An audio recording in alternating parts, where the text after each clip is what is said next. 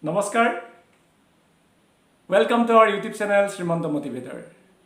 Congratulations because we have already come to know about the use of on, over and above. We know that on, over and above, these are prepositions.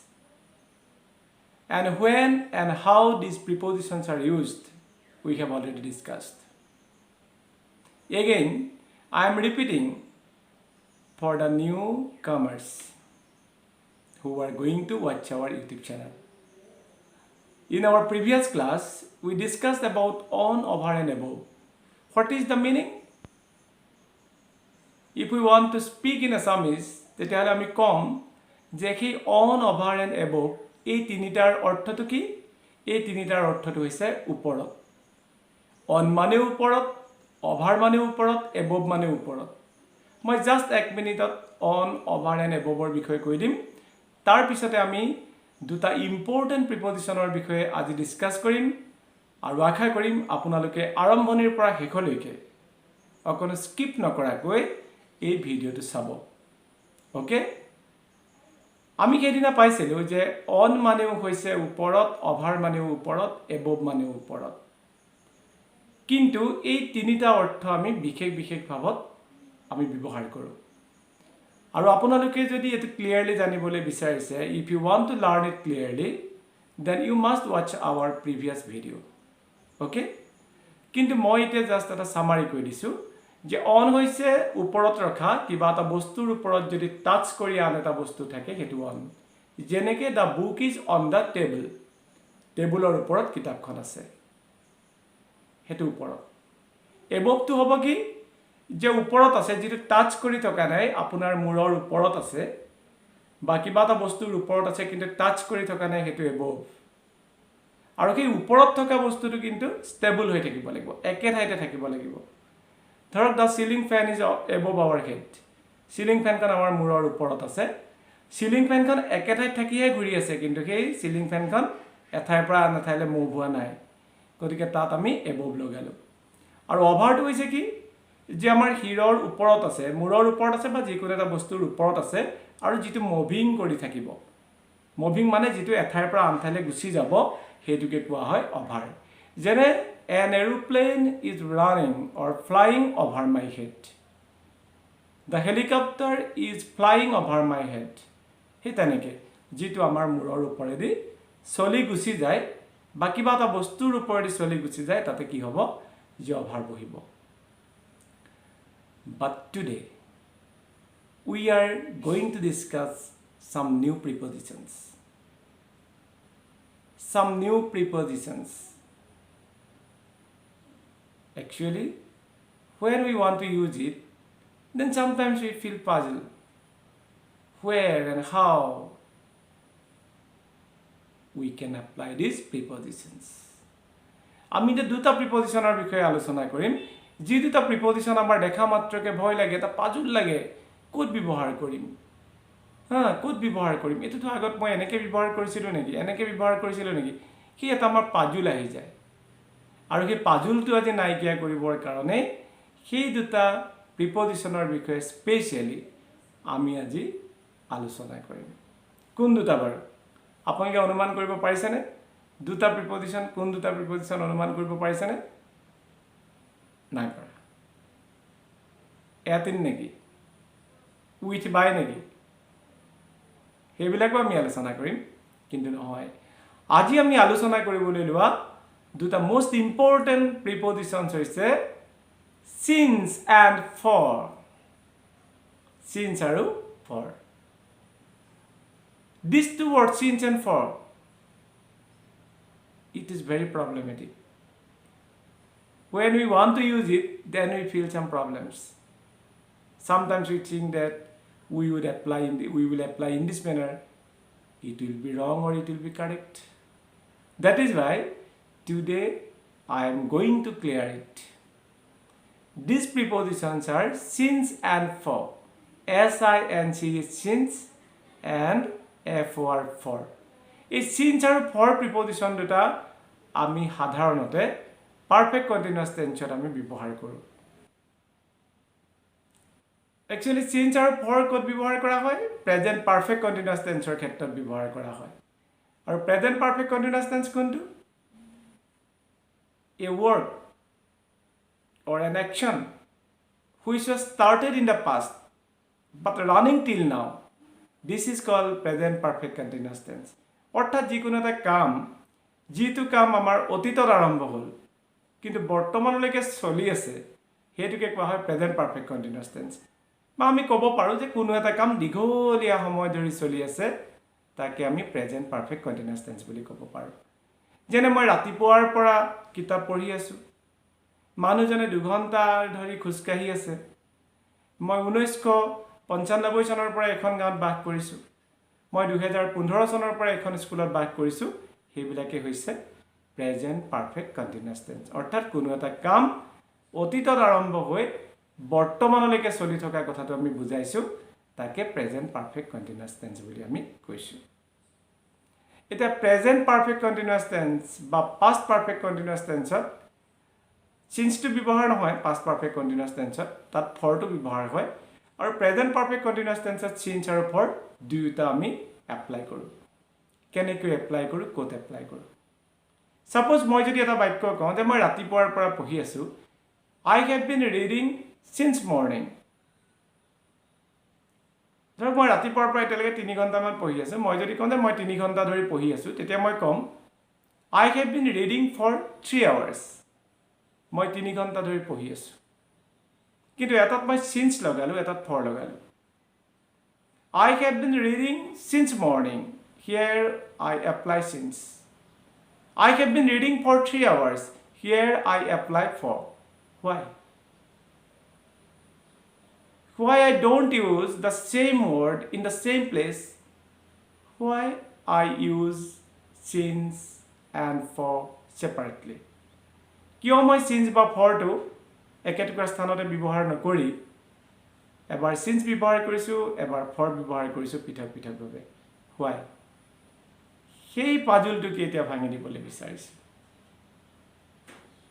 period of time and point of time remember these two lines remember these 2 points point of time and period of time point of time that means কোনোবা এটা সময় আমি point কৰি আঙুলিয়াই আমি দেখুৱাই দিছো ৰাতিপুৱাৰ পৰা আবেলিৰ পৰা দুপৰীয়াৰ পৰা জুৱা সোমবাৰৰ পৰা জুৱা মঙ্গলবাৰৰ পৰা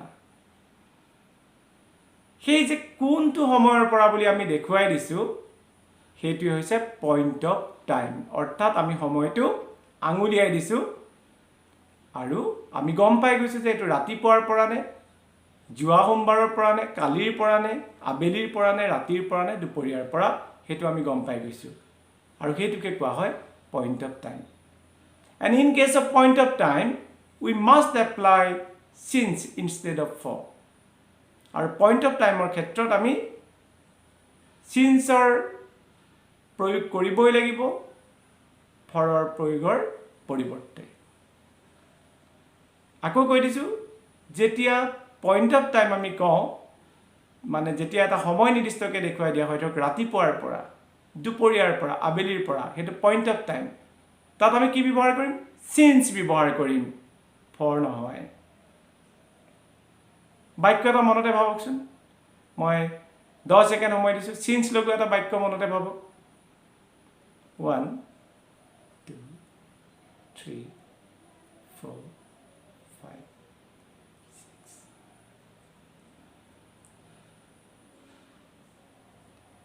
6 ভাবিলে নে 10 seconds are over. I hope that you have already thought. Apuni present perfect continuous tense eta বাক্য ভাবিলে নে since লগে যদি নাই ভাবা মই কৈ দিছো It has been raining since morning. It has been raining since morning.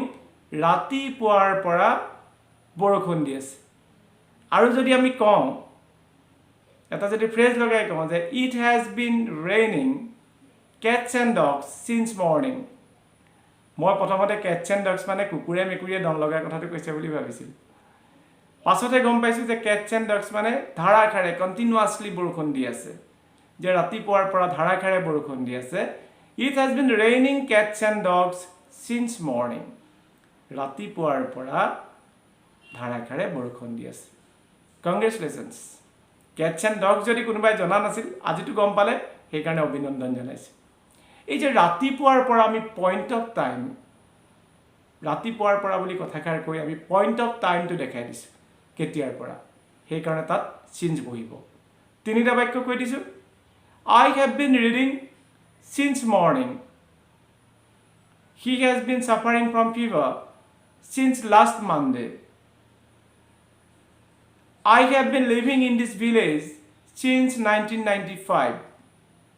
অৰ্থাৎ মই ৰাতিপুৱাৰ পৰা পঢ়ি আছোঁ তেওঁ যোৱা সোমবাৰৰ পৰা জ্বৰত ভুগি আছে আৰু মই এখন গাঁৱত 1995 চনৰ পৰা বাস কৰিছোঁ এই যে প্ৰতিটো আমি পইণ্ট অফ টাইম ৰাতিপুৱাৰ পৰা যোৱা সোমবাৰৰ পৰা 1995 চনৰ পৰা এই যে আমি নিৰ্দিষ্টকৈ দেখুৱাই দিলোঁ পইণ্ট অফ টাইম কৰি কোনটো সময়ৰ পৰা বুলি যে আমি দেখুৱাই দিলোঁ তাতে আমি কি কৰিলোঁ সিন্স ব্যৱহাৰ কৰিলোঁ Okay, clear? I have been reading since morning. He has been suffering from fever since last Monday. I have been living in this village since 1995. Okay. It's a point of time. Iti ami ahim period of time. And in case of period of time, we will apply for instead of since.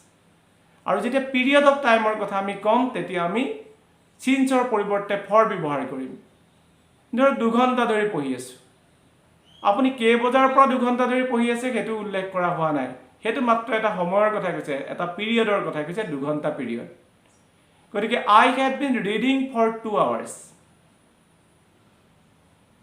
I have been reading for 2 hours মই 2 ঘণ্টা ধৰি পঢ়ি আছো 10 বজাৰ পৰা 2 ঘণ্টা 9 বজাৰ পৰা 2 ঘণ্টা নে 8 বজাৰ পৰা 2 ঘণ্টা হেতু কিন্তু আপোনাৰ পইণ্ট অফ টাইম কৰি দিয়া নাই সময়টো দেখুৱাই দিয়া নাই মাত্ৰ সময়ৰ পৰিমাণটোহে দেখুৱাই দিয়া হৈছে তাত ডিউৰেচনটোহে দেখাই দিয়া হৈছে সেই কাৰণে তাত চেঞ্জ নবহে ফৰ বহিব অথনি আমি কৈছিলোঁ যে মই এইখন গাঁৱত 1995 চনৰ পৰা বাস কৰি আছোঁ 1995 চনটো দেখাই দিয়া হৈছে সেই কাৰণে তাত চেঞ্জ বহিছে 1995 পৰা 2021 লৈকে 26 ইয়াৰ্ছ হ'ল এতিয়া যদি আমাক কোনোবাই কয় যে মই এইখন গাঁৱত 26 বছৰ ধৰি বাস কৰি আছোঁ তাত কিন্তু আমি চেঞ্জ নকম আমি তাত কম ফৰ কম কিয় ফৰ কম তাত পিৰিয়ড অফ টাইম দেখাইছে 95 চনৰ পৰা 26 বছৰ নে কোন চনৰ পৰা 26 বছৰ হেতু আমি নিজে ক্যালকুলেট কৰি লম কিন্তু বাক্যটো দেখুৱাৰ আগত আমি পইণ্ট অফ টাইমটো দেখা নাই মানে কোন চনৰ পৰা আমি দেখা নাই 26 বছৰ বুলি এটা পিৰিয়ড এটা সময়ৰ কথা কোৱা হৈছে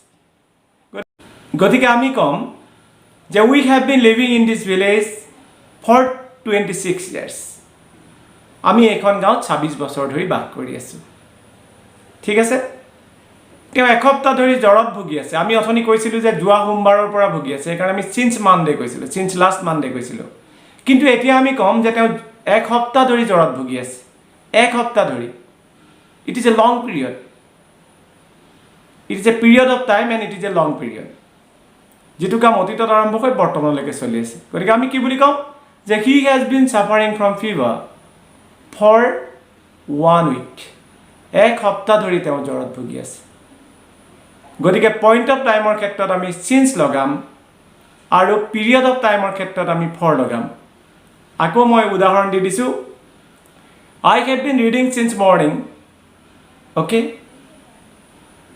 he has been suffering from fever since last Monday I have been living in this village since 1995 হেতু পইণ্ট অফ টাইম এতিয়া আমি পিৰিয়ড অফ টাইমৰ কথা কম পইণ্ট অফ টাইম মানে ৰাতিপুৱাটো দেখাই দিয়া হ'ল যোৱা সোমবাৰ বুলি পইণ্ট কৰি দিয়া হ'ল আৰু 1995 চন বুলি পইণ্ট কৰি দিয়া হ'ল এতিয়া আমি আহিম পিৰিয়ড অফ টাইম এতিয়া আমাক সময়ৰ পৰিমাণটো বুজাই দিছে এটা পিৰিয়ড বুজাই দিছে ইমান সময় ইমান মাহ ইমান দিন ইমান সপ্তাহ ইমান বছৰ তেনেকুৱাকৈ কিন্তু কোন চনৰ পৰা কোনটো সময়ৰ পৰা হেতু পইণ্ট অফ টাইম কৰা নাই এতিয়া আমাক ক'ব পিৰিয়ড অফ টাইম আমি য'ত ফৰ ব্যৱহাৰ কৰিম যেনে I have been living in this village for 26 years period of time 26 years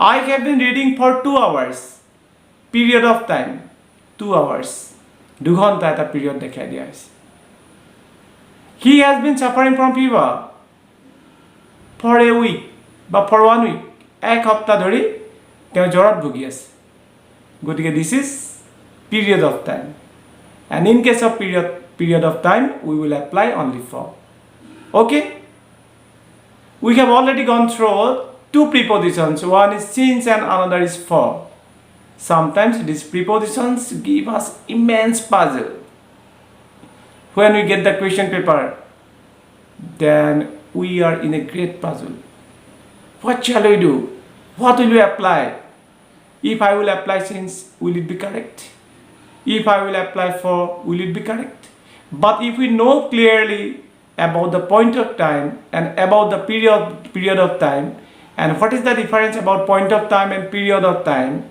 and if we will remember that since is used in case of point of time and for is used in case of period of time then there will be no puzzle it will be 200% clear and so congratulations you have already come to know about the use of since and for and I think that from today you will be not in puzzle you can apply clearly with a tension free mind okay thank you so much and keep watching our YouTube channel Srimanto Motivator and next time we will come with another prepositions and I think that it will give you a little bit of benefit thank you so much take care and please don't try to forget to subscribe our YouTube channel Srimanto Motivator and please press the bell icon and the notification will be all then you will come to know about each and everything which I will post in our YouTube channel thank you so much take care bye bye